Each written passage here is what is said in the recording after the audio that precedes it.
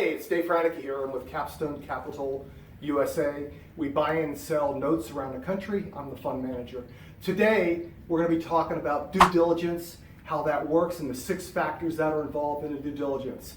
Listen in. I think you'll enjoy. Talk soon.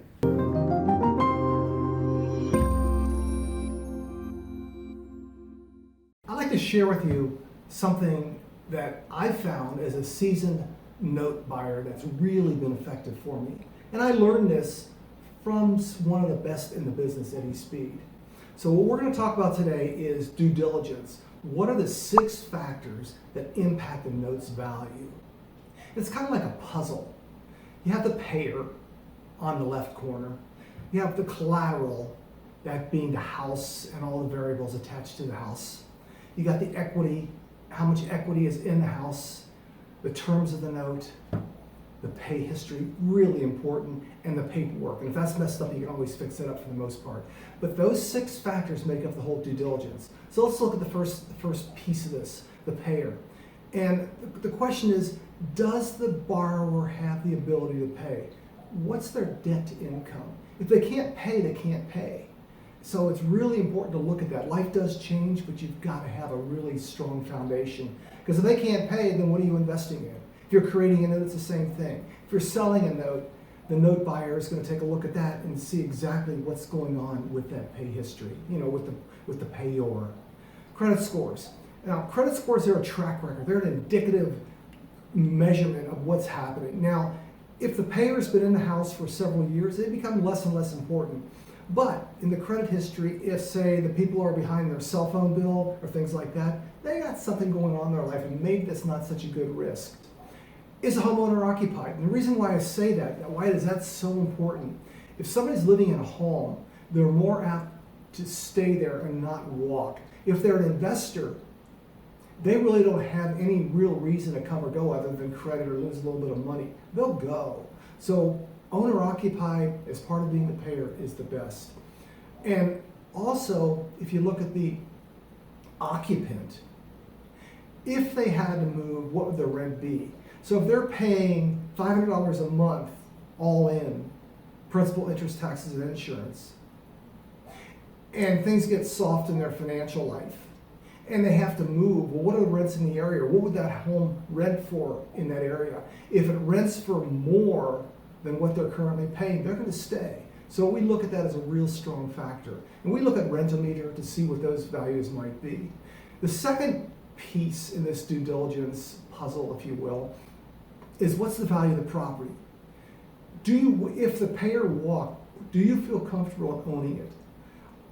What's the condition? Is it in a rough area? Is it in a high police presence area? I used to be an REO guy, and we used to look at police presence, the crime rate. What's the status there? Would you want to walk there, look at that property if it came back to you? So the crime factor is a big one. A lot of times we look at Trulia to get those numbers, but you can look, there's several sites to look at for that. And also, is the property typical for the area? Is it overbuilt, underbuilt? Is it, over fixed up, under fixed up? And here's an example. The last one, or one of the last ones, is what's the emotional equity of the payer? I had a home in Alliance, Ohio, and they had a wheelchair ramp going up to the house and a flag. That told me they had pride in their home. The grass was manicured. It looked really, really good. Turned out the wheelchair was for their mother, who lived there with them, and the lady that lived there grew up in the home too. So it's really, really strong emotional ties. Emotional equity, very, very important. Another item that we look at is MSA score, meaning the Metropolitan Statistical Average. You can look that up on RentFacts and things like that, but anything 20 and above means that it looks at a lot of different factors, the rents, the crime, the income in the area, all those, but all those factor into what's going on with that particular house. And if that house looks horrible, it probably means that payer has no pride in it, and I don't know if I want to own it. If there's peeling paint, roof's going bad or whatever, if you get that note back, you got to put a new roof on. That's a significant amount of money. You don't want to go there. So let's look at the third one, down payment. How much skin does that payer have in the game? Another back end of that is what's the equity? So if you look at it 2 ways, if let's say a home's worth $100,000 and the payer put down 15 or 20 grand, 15 or 20,000, they're going to be more apt to stay than walk. But we want 10 to 20% down at a minimum. And it just means that, again, what's the propensity for them to pay? What's going to be their ability to pay? Will they want to stay? In a worst case scenario, when you're creating a first mortgage, you don't want it to be any more than 80% loan to value. So when I'm buying, I'm looking at how much money am I putting into the house, my initial investment, as compared to the value of the home. And to that point, I typically want to stay 60 to 65% investment to value. So loan to value, investment to value. And those combined equal security. And as a side note, we're going to have a separate video just going over loan to value, investment to value, and why the importance. So stay tuned, look in the YouTube library, you'll see that there. So if you look at loan to value, what is it? It's an indicator of potential consistency. It's shown as a percentage. And how likely is that buyer willing to pay? If the values drop, does the buyer still have equity in the property? They're probably going to want to stay. If there's no value there, if the there's no value, but if the values drop and they're underwater, like 2007, 2010, they're going to go away. And investment to value is really important too. And I know I'm kind of jumping around here, but it's really pertinent. Investment to value means, will you be whole if that property goes south? So important. The only protection you as a note investor have is the collateral, the value of the property. So if you're offering seller financing, you have to have a back end to protect your investment. The same for note investors. You want to be profitable, but you want to be smart and safe. This is all about smart and safe investing. Bottom line, why do they matter? They both indicate the security of your investment. Number 4, seasoning, pay history. What is seasoning? It means how long has that payer, the borrower, been paying? 1 month, 2 months, 5 months, 5 years, whatever it might be, the more the better. Typically, I won't look at a note unless there's 3 months worth of seasoning. And even with that, I'll discount heavily because that payer has not proven themselves. That's all about history, looking back. So, how many payments have been made? And also, with that payer, the buyer, the borrower, when do they pay? If it's due on the 1st, do they pay on the 15th or do they pay on the 30th? If they're paying on the 1st and they're paying with an automatic draft from their account, that's really good. If it's due on the 15th and they're paying on the 30th, within our business, the way we look at that, they're okay. They get beyond 30 days, we look at it as not too good. If they're late more than once in a 1 year period, past that 30 days, not going to go there. With that, on the payment history, if you're buying from a professional note investor, most likely they'll be having a servicing company. If I'm buying from a private party, hopefully, if I'm going to buy, I'm going to want to see verifiable payments, not just something written out on a pad of paper. Oh, they paid. Nope. I need to see something in a bank account, a bank statement. You can blank out your other information, but I want to see if the payments have come in. They pay in cash. I don't need pictures of the cash. Like, come on, really? I want to see something that's verifiable and that it works. If it's from a third-party company, like a servicing company, that's like gold. So if you're just starting with a new note, set it up with a servicing company, pay the fee. If it's early enough in your structuring, have the borrower pay for that fee. Typically, it's $18, $20 depending upon the level of service. Could be as high as $35 if the service is way, way high.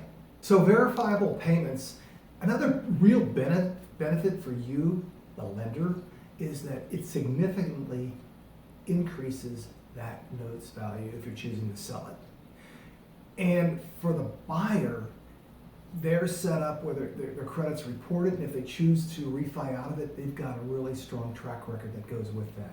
Number 5, terms. What does that mean? 15-year payout, 30-year payout amortization schedule. The shorter the better. Interest rate, low, 0%, 1%, 2%, it's going to cost you in terms of the resale of the note.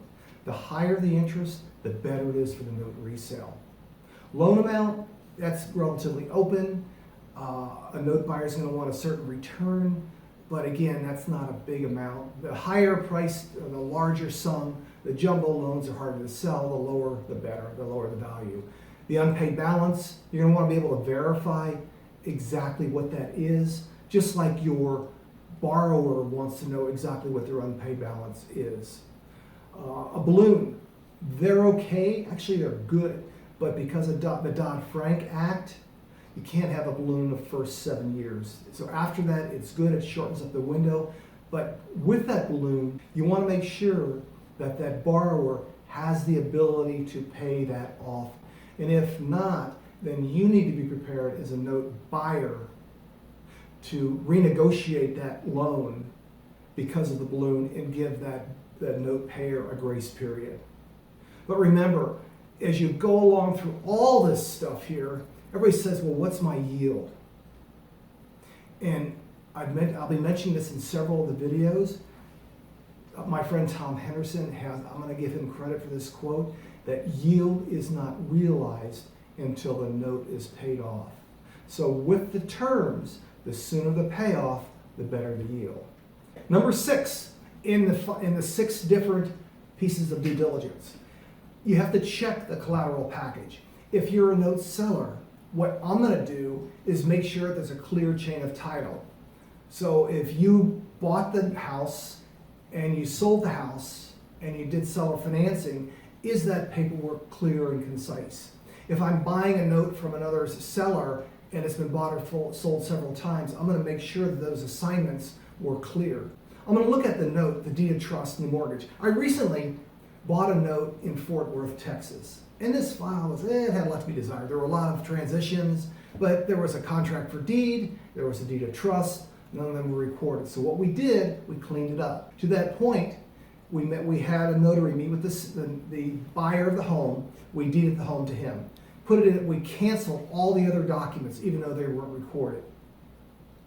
We set up a new deed of trust and a new note, used a Fannie Mae paperwork for that, a clean scenario. We're now in the process of selling that note, and my friend Lori, she's going to love it because it's all set up with the insurance and everything like that. We put first place insurance in. The payer is like 29 years old, very diligent, calling us back, but it's all part of that. It's just clean. You want to make sure that everything's good to go. Also, if you look at taxes, sewer liens as an example. I was going to buy a note in Atlanta. Nice title, a lot of equity, but there were some sewer liens going back to 2012. We couldn't tell if they were bought, if they were sold, or where they were, or even if we'd have a clean title to the property. We chose not to pass on that because that paperwork we could not fix. As compared to the Fort Worth paperwork, we could fix it. Clean, easy, not a big deal. Same thing with code enforcement. You know, are there code enforcement liens on the property? What's the status there? Where is it at? If you go to Toledo or any place in Ohio, the code enforcement folks are really, really tough to deal with, and they can cause you a lot of heartache. Now also, look at the paperwork. If that note was created after January 10th of 2014, Dodd-Frank is absolutely a big deal. If you're creating a note now, or you've created one in the last 2 or 3 years, hopefully you've had a registered loan originator qualify that buyer. Now, if you're only doing 1 or 2 in a given year, probably not a big deal, but it certainly gives me a really warm, fuzzy feeling to know that that payer was qualified out. That is so, so important. So those are the 6 points to consider, but let's look at this further. If you're an investor, don't get stuck in overanalyzing the deal. Don't get paralysis by analysis. It's great to be conservative, I am, but don't be so conservative and so price conscious that you price yourself out of every deal. It could lead you to walk away from a good product. There's always compensating circumstances. For any bad, there's a good, and vice versa. So here's some ideas and takeaways that I'd like to add to this. You'll never eliminate all the risk, especially if you have outsized returns, meaning that your expectations are up here. Every deal is going to have some element of risk in the seller finance arena. You can't architect the risk to zero. You can't do this if you're targeting oversized expectations on yield. It cracks me up. Passive investors with no known experience, they expect to get more than a 10% return on investment yield. Really? And that's with no risk? I don't think so. Those investments just don't exist. And if you think you found one, you're probably missing something. So if you're pricing yourself out of everything, you aren't being a responsible investor. And this is not just because one item does not line up to an investor's tolerance that you walk away. There's always compensating factors while still being conservative, still reducing risk, and still making money. So it's really, really very simple. Have your eyes open, stay focused, look at the worst case scenario, look at the best case scenario. Okay, so in closing, let's look at this puzzle again that we've covered. You got the payer, you got the collateral, you got the equity, you got the terms of the note, you got the pay history, and you got the paperwork. So the real question is, just jumping into the game, the water's good, you can't get hurt if you cover yourself with investment to value, and just move forward. So what I do is I hope for the best while planning for the worst. I implement all these steps and more. I'm always looking at it, if I have to take back the property, am I covered? So as long as your investment to value is good, even if you have to foreclose, you got a little bit of cost there, you're going to come out whole. So success comes to those who work for it. Set yourself up for success. Always have a backup plan. If things go wrong, and they can, in the payer defaults, just remember, as I mentioned just a couple of minutes ago, investment to value is key. And remember, yield is not recognized or realized until the note is paid off. Just keep in mind the puzzle, the 6 corners, the 6 points of due diligence, and you'll be doing great. Talk soon. Hey, it's Dave here again. We just went over these 6 factors of due diligence, and the real key is you hope for the best while planning for the worst. You always want to have a backup plan. I do. That's what I've learned to do. Success comes to those who work for it. So set yourself up for success and always, always have a backup plan. Have several exit strategies. Buy with a low investment to value. And should things go wrong and the payer defaults, you'll be good. But remember, if you're looking for yield as your predominant factor, remember yield is not realized until a note pays off. The Note Holder's Handbook goes over a lot of that. I'd recommend you download that. There's a lot of other information on the Capstone site, and we'll talk soon.